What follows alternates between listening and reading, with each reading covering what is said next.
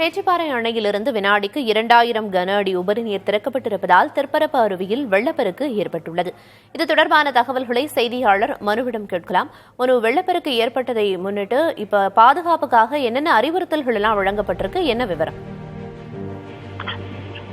தற்போது நாம் காணக்கூடிய காட்சி என்பது குமரி மாவட்டம் குமரியின் குற்றாலம் என அழைக்கப்படக்கூடிய திருப்பரப்பு நீர்வீழ்ச்சியுடைய கழிவு பார்வை தான் தற்போது நாம் பார்த்துக் கொண்டிருக்கிறோம். இந்த பகுதியில் இந்த ஆர்ப்பரித்து கொட்டக்கூடிய தண்ணீர் என்பது குமரி மாவட்டத்தில் இருக்கக்கூடிய மேற்கு தொடர்ச்சி மலையிலிருந்து உற்பத்தியாகக்கூடிய கோதையானுடைய குறுகே கட்டி இருக்கக்கூடிய பேச்சிப்பாறை அணையில் இருந்து இன்று காலை திறந்து விடப்பட்ட உபரி நீர் பெருக்கெடுத்து ஓடக்கூடிய அந்த காட்சி, அதாவது கோதையார் வழியாக கோதையாரனுடைய குறுகே நடுப்பகுதியில் இருக்கக்கூடிய திருப்பரப்பு நீர்வீழ்ச்சியில் கொட்டக்கூடிய தண்ணீர் தான். இந்த தண்ணீரானது அதாவது வெளியேற்றுமுக பகுதிக்கு சென்று அங்கிருந்து தாமிரவர்ணி ஆற்றில் கலந்து தேங்காய்பட்டினம் காவிரியில் கலக்கிறது. இந்த பேச்சிப்பாறை அணையிலிருந்து இன்று காலை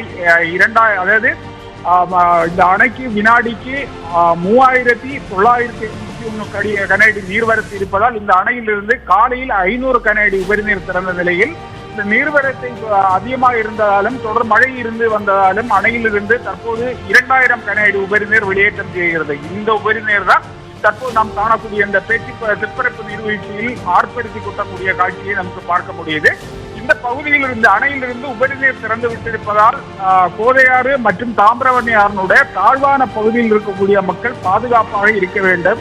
இந்த தாழ்வான பகுதியில் மக்கள் அந்த ஆற்றில் இறங்கி குளிப்பதற்கோ துணிகள் துவைப்பதற்கோ சுற்றுலா பயணிகளோ யாரும் ஆற்றில் மக்கள் போகக்கூடாது என்று மாவட்ட நிர்வாகம் தரப்பில் ஏற்கனவே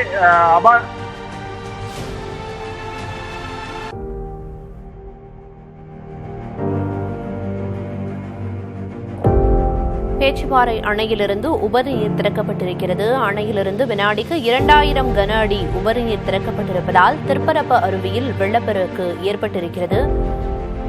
தற்போது பருந்து பார்வை காட்சிகளை பார்த்து வருகிறோம்.